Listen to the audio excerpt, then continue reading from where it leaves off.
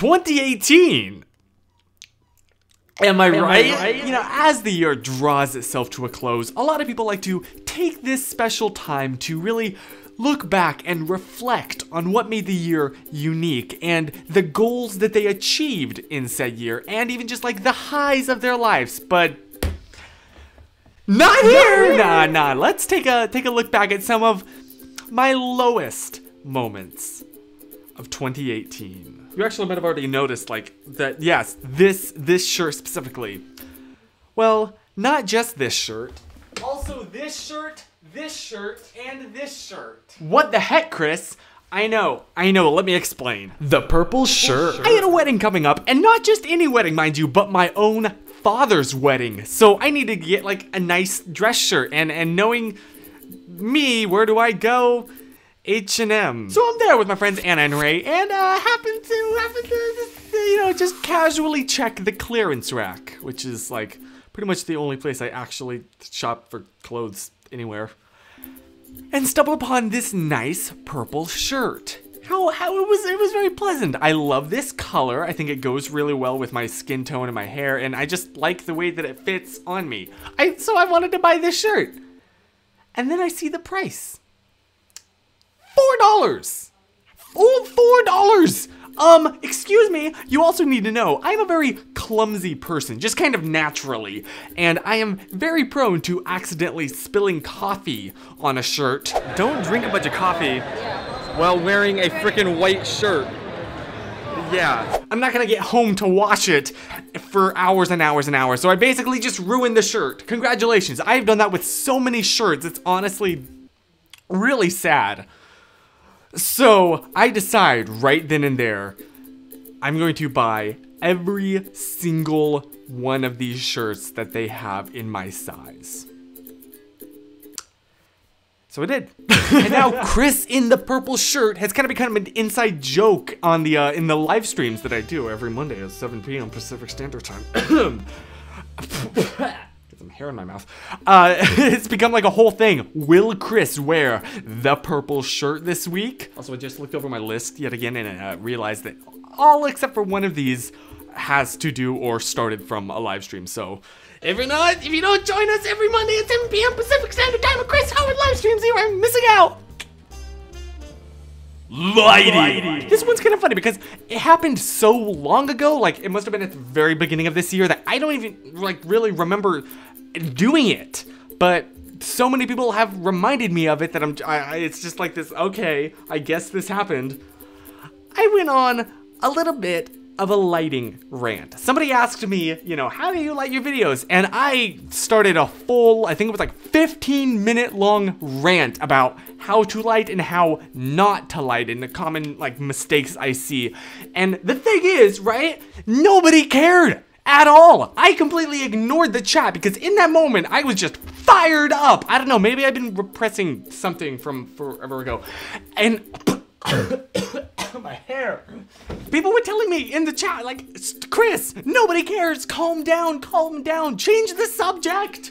But I just blatantly ignored all of that. I had things to say. You know, if you want to get me, if the live stream gets kind of awkward, if it gets totally silent, just mention the word lighting, and Chris will go off. Soften the butter. Yeah, okay. So, if I recall correctly, one day someone on the live stream mentioned that next week it was gonna be your birthday, and I was like, oh, then I'll make you a little birthday cake on a stream. And it was perfect, because after the stream, I could just eat cake. I mean, win-win. And during the baking process, there was a step that I, for some reason, decided to just completely ignore. I don't remember why, but I refused to soften the butter. This is very unsatisfying for some reason. I'm not enjoying this in the slightest. Rip my hope of Chris softening the butter. Rip softened butter 2018. That night and the next day, my Twitter mentions were just filled with, hey Chris, soften the butter, soften the butter, soften the butter, soften. Okay, I've learned my lesson. From now on, I will soften the butter. And actually, funny thing about this particular live stream, it was unique. And that was not the only cringy moment that happened. No, because after making said cake, which kind of apparently I like stuck to the pan, which people informed me would not have happened if I had softened the butter. I was, frosting the cake and it looked all nice and it was perfectly ready for sprinkles. Except when I mentioned that, I did not say sprinkles. You know what came out of my mouth? Between the water, the ancient spring, these sprinkles, these sprinkles are, I'm 90% sure they are new. Sprinkers? Sprinkers? And you want to talk about not living something down? That still haunts me to this day. But it does not haunt me nearly as much as the final, my lowest point in 2018. And I say that because it is the one that has followed me the most, no matter what. So, I'm friends with a bunch of people that are very, gifted in visual arts. Their feeds are extremely aesthetic, is what I'm saying. And so, I tried to, reference that in an Instagram post that I made with the caption simply, aesthetic. Only, I made a little bit of a typo. And I did not, in fact, say aesthetic. Oh, no. You know what I typed and publicly posted? Aesthetic. Yep. And that fact was called to my attention very, very quickly. And I panicked and instantly changed it. Everything was good, except no.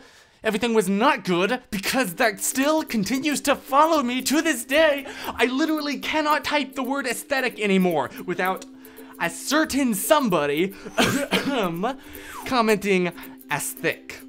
Or even worse, aesthetic. Oh, that hurts my soul to even say. That right there is probably the cringiest thing that has come out of 2018 for me. Okay, this is awkward, but I just realized while I was trying to find said photo that in fact this did not happen in 2018, but in fact February 2017.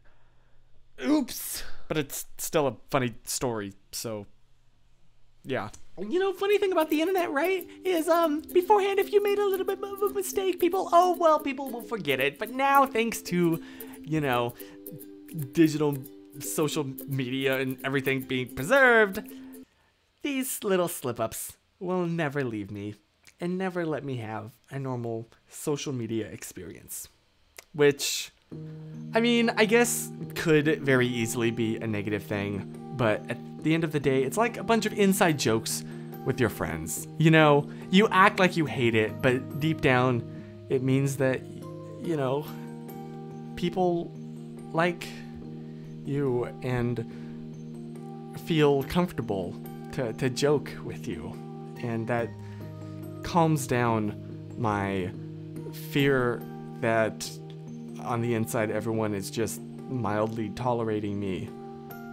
And so having these moments really makes me smile deep down inside that I'm okay.